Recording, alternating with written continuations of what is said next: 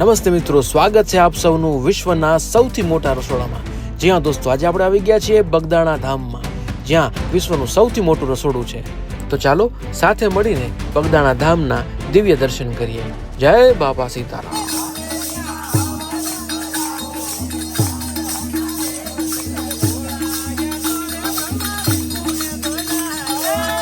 જોઈ શકો છો કે અત્યારે કઈ રીતની આ જગ્યા ઉપર ભીડ છે. સખત ભીડ આપણને આ જગ્યા ઉપર જોવા મળે. અને રાત્રિનો નજારો આ જગ્યા ઉપર કેવો છે, ખૂબ જ અદ્ભુત, ખૂબ જ સુંદર. ભજન એક બાજુ ચાલે છે, એક બાજુ ભક્તોની ભીડ આવે છે, અને આખી રાત બાપાના દર્શન આજે ચાલુ રહેવાના છે. તો સાથે મળીને આજે આપણે આ બધા દર્શન કરવાના છે. જય બાપા સીતારામ.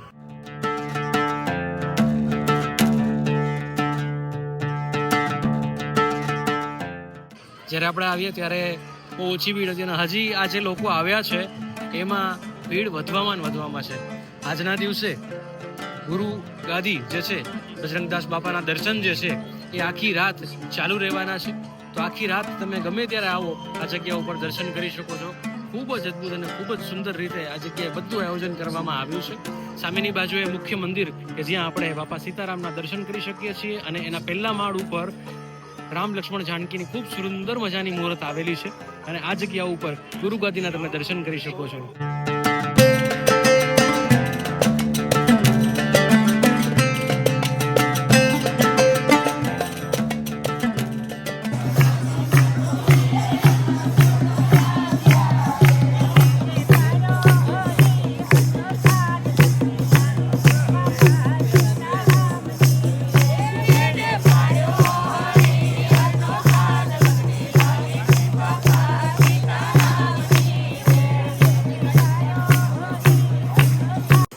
મિત્રો, તમે જોઈ શકો છો કે અત્યારે કઈ રીતની આ જગ્યા ઉપર ભીડ છે.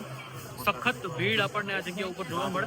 અને આગળની બાજુએ ખૂબ સરસ મજાની એક ભજન મંડળી છે. તો આપણે એ પણ જોઈએ કે કઈ રીતની અહીંયા લોકો મોજ લઈ રહ્યા છે.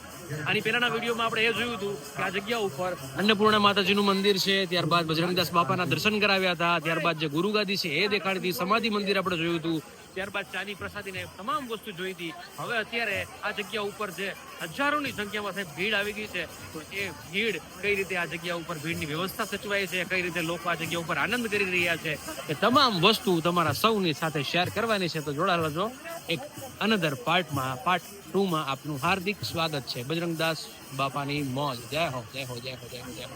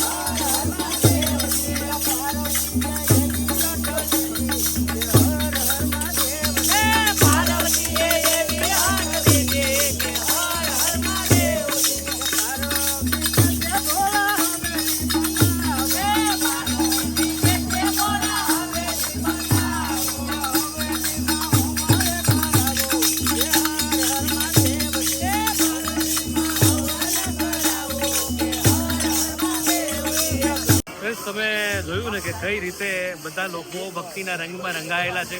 આ જગ્યા ઉપર જે કંઈ પણ ગ્રુપ આવતા હોય છે ને, બધા લોકો સત્સંગ કરીને બેઠા હોય છે, ભજન મંડળી ચાલતી હોય છે, અને બાપા સીતારામના એમ કે ને કે સાનિધ્યમાં આવીને આ જગ્યા ઉપર રામનું નામ લેવાતું હોય ભાઈ, એમાં કાંઈ ઘટે નહીં. હવે આ જો અલગ અલગ જગ્યાઓ તમારા સૌ સાથે શેર કરી રહ્યા છે. આ જગ્યા ઉપર આની પહેલાના વિડીયોમાં મેં બતાવ્યું હતું કે કઈ રીતે ચાની વ્યવસ્થા હોય છે. બધી વસ્તુ જેમ જેમ આવતી જશે એમ એમ તમારા સૌ સાથે શેર કરતા રહીશું. તો આગળ વધીએ છીએ, તમે જોડાયેલા છો વિડીયોમાં, કેમ કે વિડીયો છોડીને ક્યાંય જવાનું થતું નથી. આ જગ્યા ઉપર જે બીજી બધી સેવાઓ છે એ આપણે જોઈ રહ્યા છીએ કે આગળ આપણને શું જોવા મળે છે. હવે જે લોકોને આ જગ્યા ઉપર આરામ કરવો એ લોકો આરામ પણ કરી શકતા હોય છે. જ્યાં મોજ આવે ત્યાં તમે જગ્યા ઉપર પોતાનું આસન પાથરીને આરામ કરી શકો છો આ જગ્યા ઉપર. જોરદાર જગ્યા ભાઈ. રામ નામ ભજલે રામ નામ સુખધામ ભજલે રામ નામ સુખધામ ભજલે રામ નામ સુખધામ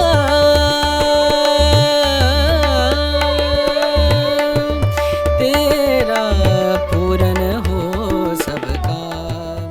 ગુરુ પૂનમ દરમિયાન આ જગ્યા ઉપર હજારોની સંખ્યામાં માનવ મહેરામણ ઉમટ્યું છે. ત્યારે મારા ખૂબ અંગત એવા મિત્રો પણ આવ્યા છે. રાકેશભાઈ છે, જયભાઈ છે.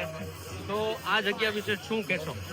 આ જગ્યાએ હું તો એમ કહું ગુરુ પૂનમને એમ કહેવાય ગુરુના દર્શન કરવા એકવાર અવશ્ય આવજો. અને એમ કહેવાય કે મિલન બાપુભાઈ આવ્યા હોય અને તમને ધામધૂમથી દર્શન કરાવશે તો ભાઈ કમેન્ટમાં બાપા સીતારામ લખવાનું ભૂલતા નહીં. જયભાઈ ગોહિલ છે, એમનું પણ સરસ મજાનું યુટ્યુબ ચેનલ છે. તો શું કહેશો આ જગ્યા વિશે? બસ અહીંયા આવો એટલે એકદમ ગમે તો તમારે થાક હોય, ટેન્શન હોય, ફેમિલી ટેન્શન હોય, બધું તમે ભૂલી જાઓ. એક વખત બાપાના શરણો આવો અને એમની પ્રસાદી લો ભાઈ, અનેરો આનંદ આવે. 100% સાચી વાત છે. તો આવા જ સરસ મજાના દર્શન તમારા સૌના કરાવવાનો છું. તો વિડીયોમાં જોડાયેલ રહેજો.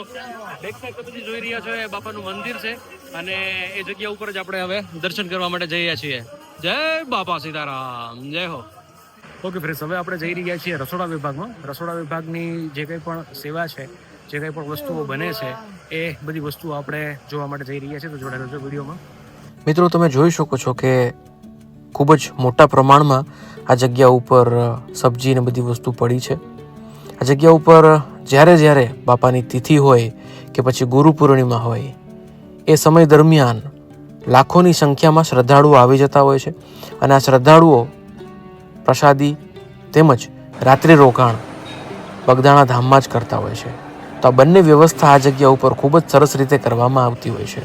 મિત્રો, જ્યારે લાખોની સંખ્યામાં દર્શનાર્થીઓ આવી ચડતા હોય છે ત્યારે એમની રસોઈ જે છે, પ્રસાદી જે છે, એ આ જ રસોડામાં બનતી હોય છે. અત્યારે આપણે એ જ રસોડામાં છીએ જે જગ્યા ઉપર લાખો માણસોનું રસોઈ તૈયાર થઈ રહ્યું છે. સામેની બાજુએ આપણે જે જોઈ રહ્યા છીએ એ દરેક મિત્રો અત્યારે રોટલીઓ બનાવી રહ્યા છે અને અહીં તમે જોઈ શકો છો કે મશીનના ઉપયોગથી રોટલી નથી બનતી, વણીને જ રોટલી બનાવવામાં આવે છે. તેમજ આ જગ્યા ઉપર સૌથી વધારે આમ જોવા જાય તો દાળ ભાત ને બધી વસ્તુ એક ફૂલ થાળી આ જગ્યા ઉપર પીરસવામાં આવતી હોય છે. તો એ સંપૂર્ણ તૈયારીઓ આ જગ્યા ઉપર થાય છે સાહેબ. સાથે સાથે અત્યારે આપણે જોઈ રહ્યા છીએ કે બે મિત્રો જે છે એ લોટ ચાળી રહ્યા છે. લોટ ચડાઈ જાય ત્યારબાદ એને લોટ બાંધીને રોટલી બનાવવા તરફ આગળ પ્રોસેસ કરવામાં આવતી હોય છે. મિત્રો, આ રસોડું વિશ્વનું સૌથી મોટું રસોડું પણ કહી શકીએ, કેમ કે આ જગ્યા ઉપર લાખોની સંખ્યામાં જે ભક્તો આવતા હોય છે એ દરેક માટે તમામ પ્રસાદી બનતી હોય છે.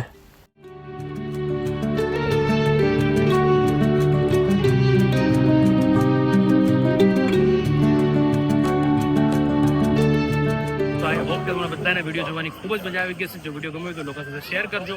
આવા જ વિડીયો જોવા માટે આપણી ચેનલ મિલનદાણી ચેનલ સબસ્ક્રાઇબ કરી લેજો. ફરી મળીશું નવા વિડીયો સાથે. ત્યાં સુધી જય શ્રી રામ, જય માતાજી, જય શ્રી કૃષ્ણ, મહાદેવ અર્પણ. જય બાપા સીતારામ.